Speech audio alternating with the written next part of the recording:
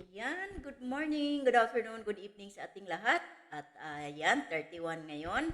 At mamaya ay New Year na. Kaya Happy New Year sa lahat. Ayan. Sana sa taong 2026 ay lahat ay magaan ang mga pamumuhay sa bawat isa sa atin. Kaya, pero bago ang lahat, tayo ay mag-shoutout muna sa founder ng Kalingap na walang iba kundi si Kuya Bal Santos Matubang, Kalingap Rob at si Ate Idna Vlogs. At ayan, shoutout na rin sa mga kasamahan ko dyan sa Kalingap Strikers, lalo na sa president namin na walang iba kundi si Ate Glo.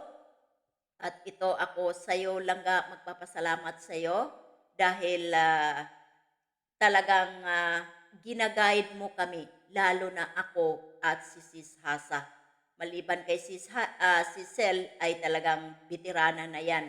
Kayo, veterana na kayo sa tawag dito, banatan. Pero andyan ka na nag-guide sa amin, sa akin lalo.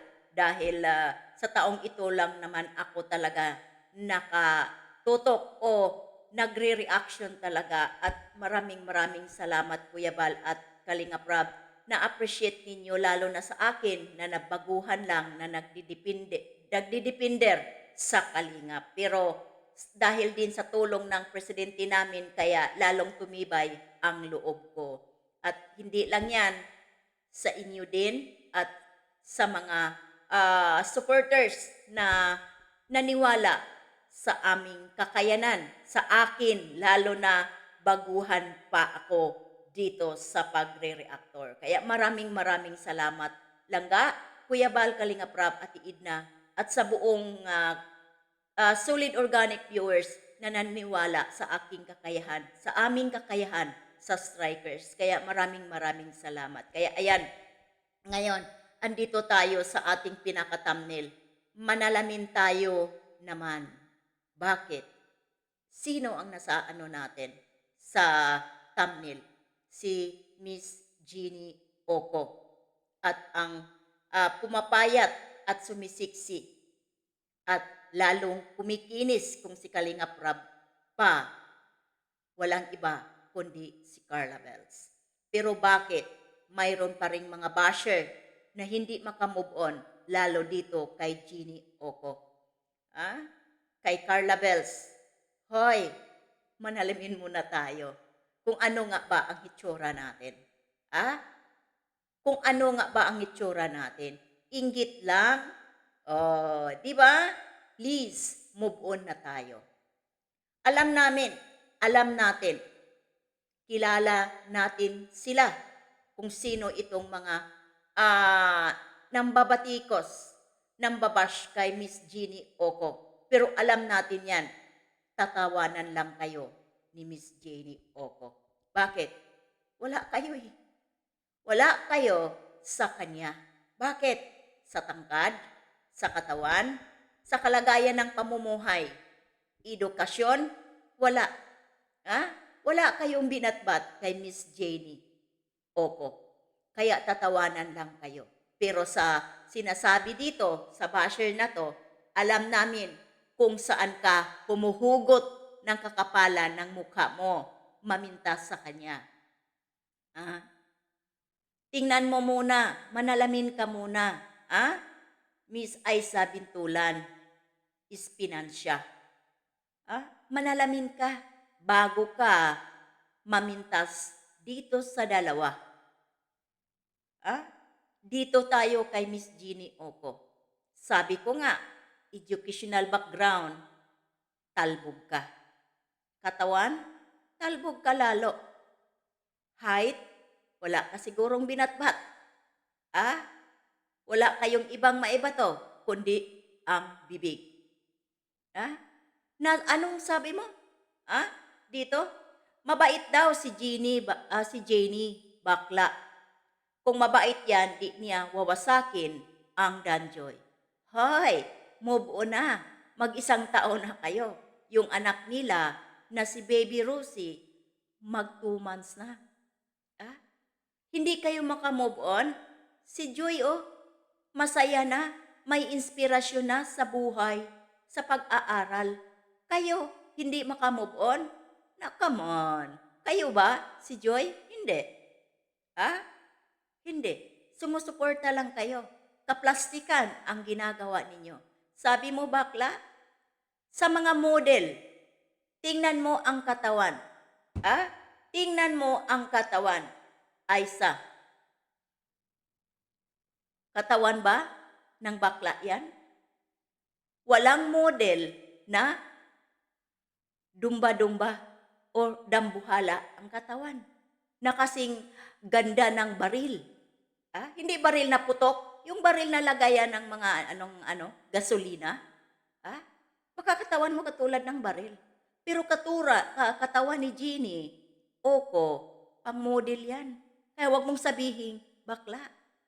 Dahil ang bakla, walang matris yan. Pero ang Miss Jeannie Oko, nagdalang tao ng 9 na buwan. Kaya talbog ka lang, inggit ka lang sa katawan ng malamodel ang katawan. Wala kayong binatbat dyan. Kahit ano pa ang pambabash nyo, tatawanan lang kayo. Kaya ikaw, Aisa, Aisa, bintulan, manalamin ka. Tingnan mo ang katawan mo kung ano ka naman. Baka ikaw, ang mukhang balyena. Hindi makabubon. Winawasak talaga. Sila yung itinadhana ng Panginoon. Sila ang itinadhana at walang kahit sino makapagbuwag dahil ang Panginoon na ang nag-aadya na sila. Di ba? Kaya wag mong sabihin na winawasak ng isang Jeannie Oko ang Danjoy. Dahil alam ninyo, sa umpisa ay isang love team lang. Pero kayo, siniseryoso ninyo. Di ngayon, nasasaktan kayo. Kasi, mga panatiko kayong mga hangal. Yun lang yun. Di ba? Dito sa nagkomento kay Carla Bells. Hoy, kahit anong sabihin mo, angelic face yan. Maraming nakakita niyan. Kahit pa noong hindi yan nag-exercise o naglaro ng badminton o tennis ba yung nilalaro nila. Maganda na yan. At hindi daw yan chubby. Kasi akala ko chubby si Carla Bells noon. Pero sabi ng kasamahan namin sa Kalingap Strikers na si Sisikoy Selena Barbosa Official, nakita niya yan, nayakap niya, malapitan, hindi chubby.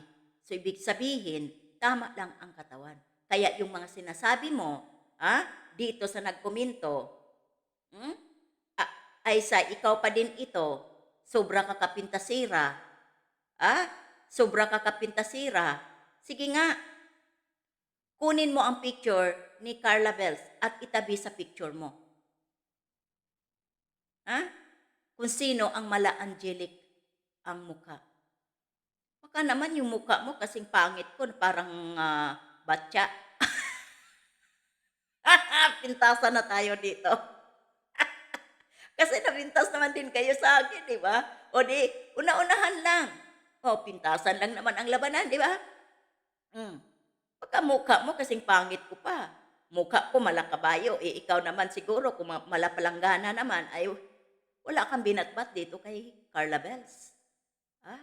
Dahil kahit sino magsasabi dyan, maganda at slim.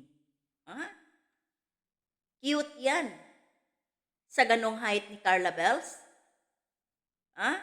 Parang Maricel Soriano lang yan. Dahil si Maricel Soriano at si Vilma Santos, maliliit din. Pero tingnan nyo naman, ganon ito si Carla Bells. Puntahan ninyo sa Daet. Aisa, sabihin mo lang, baka gusto mo magpa-sponsor ng pasahe papuntang Daet para lang makita mo si Carla Bells o si Miss Jeannie Oko. Pasahian kita, pero ikaw na bahala sa allowance mo. Pintasira ka eh. Pintasira ka. Pintasira ka, tapos nag-lock naman ang mga profile. Yan ang kakapalan ng mga mukha ninyo. Ha? Anong sabi mo dito? Parang nanay na ang katawan? Inggit lang. Kasi hindi niya nakita ng personal. Pero kung gusto mo, pasahian kita, back and forth. Ikaw na bahala sa pagkain mo. O kung gusto mo na din, sagutin ko na din. PM is the key. Ha? PM mo ako. Bibigyan kita ng allowance. Makita mo lang itong dalawang pinipintasan mo. Kala mo naman kung kagandahan ka.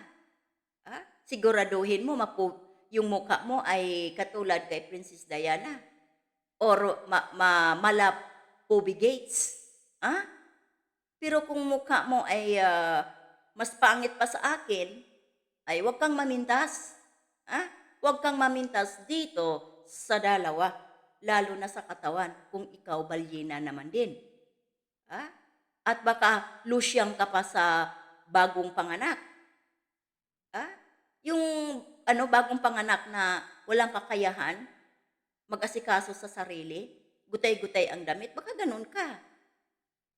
Dahil si Miss Jenny, nag-gain lang siya ng weight ngayong nanganak. Ganun naman talaga kahit sino. Lalo na pag nag-breastfeed. Diba? Nanay ka ata, nakaranas ka na maging nanay, bagong kapanganak. Diba? Kain ka ng kain. Magigain ka talaga ng weight. Kaya hindi mo masabi na katawan bakla. Ikaw siguro, katawan mo ay malabalyena. At dito kay Carla Bells, mukha mo siguro ay langgana, malabatsa. O diba? O malabanyera, yung lagayan ng isda. Ay huwag kang mamintas dahil si Carla Bells, mala-angelic ang mukha. Aysa, napakapintasira mo. Manalamin ka. Manalamin muna tayo bago tayo mamintas ng mamintas sa kapwa. Dahil kung tutuusin, pareho lang tayo gawa ng Panginoon. Kung kayo naiinggit, bakit sila may ganun na hitsura at tayo ay mababa ang kalidad ng hitsura natin, tanggapin natin at maging proud tayo sa bigay ng Panginoon. Pero yung mamintas ka, na yung mukha mo, apiki pa, apiki sa lahat ng apiki, ay huwag kang mamintas. Lalo na sa katawan ni Miss Jenny. Oko, model ang katawan. Ikaw, dyan na tayo. Mukha mo, walang binatbat kay Carla Bells. Diba? Ay huwag kang mamintas. 2026 na, magbago ka, Miss Aisa Pintasera.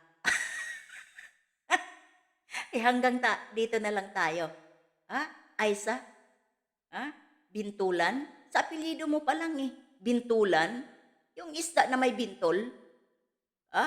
Baka alam mo yun. Yung isda na may bintol? Baka ganun ang itsura mo. Pintasan lang naman. Diba? So magpintasan tayo. Huwag itong mga ito. Kasi sigurado hindi yan sasagot sa mga katulad ninyong mga basher. Kayo ang nararapat para sa amin. O diba? Kaya hanggang dito na lang tayo. Please, huwag naman natin kalimutan mag-thumbs up. Bye-bye. Maraming salamat. Ingat. God bless. Happy New Year sa ating lahat.